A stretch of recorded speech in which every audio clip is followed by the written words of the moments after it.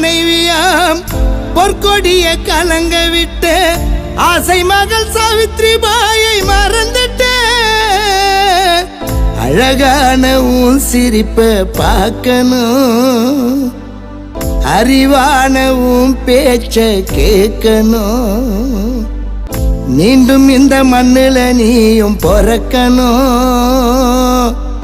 எங்களுக்கு தலைவனாக இருக்கணும்.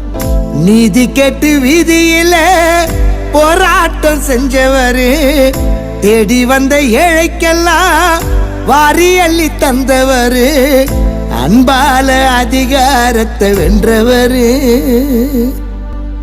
அன்பான தம்பிகளை விட்டு சென்றவரு.